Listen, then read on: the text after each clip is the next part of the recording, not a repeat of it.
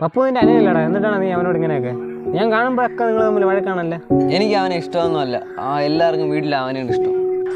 അവൻ കൊച്ചല്ലടാ, നിന്നേക്കാൾ 10 വയസ്സിന് ഇളയതല്ലേ. അപ്പോൾ എല്ലാവരെക്കാളും കൂടുതൽ അവനെ സ്നേഹിക്കേണ്ടത് നീയാണ്. ചേട്ടനത് പറയാം.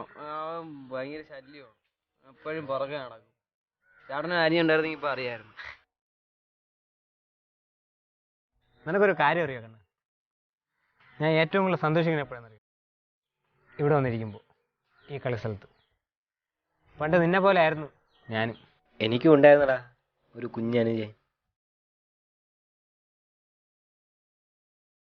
ഇതുപോലെ തന്നെ ഞാനും അവന് എപ്പോഴും ഇടയായിരുന്നു.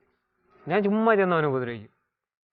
അവൻ ജനിച്ച ശേഷം എനിക്ക് കിട്ടിയ സ്നേഹവും വാത്സല്യവും കൂടി അവനും കൂടെ പങ്കിട്ട് പോയപ്പോൾ ഉണ്ടായ ഒരു ദേഷ്യം. അതാണ് പ്രധാന കാരണം. ഓരോ ദിവസം തിന്നുന്നവർ അത് കൂടി കൂടി വന്നു. ഒരു ദിവസം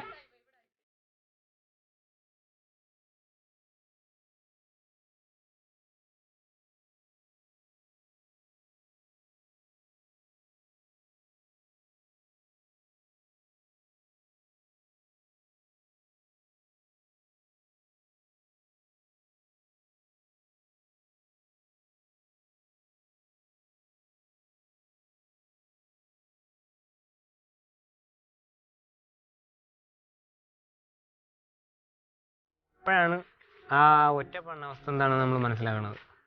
കണ്ണുള്ളപ്പോൾ കണ്ണിൻ്റെ വില അറിയില്ലെന്ന് കേട്ടിട്ടില്ലേ? അവ ഉണ്ടായിരുന്നപ്പോൾ ഒരു തരി പോലും അവനെ സ്നേഹിച്ചിരുന്നില്ല.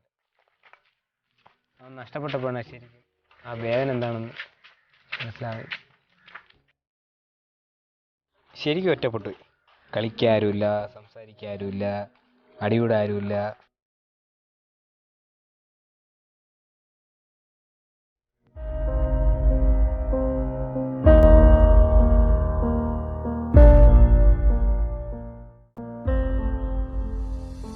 അതുകൊണ്ട് നമ്മളെ കൊണ്ട് കഴിയണവരെ സഹോദരങ്ങളെ സ്നേഹിക്കണം. ഇപ്പോഴേ സ്നേഹിച്ച് തന്നെ വളരണം, എങ്കിലേ വലുതാകുമ്പോഴും ആ സ്നേഹം നിലനിന്ന് പോകുള്ളൂ. കേട്ടാ?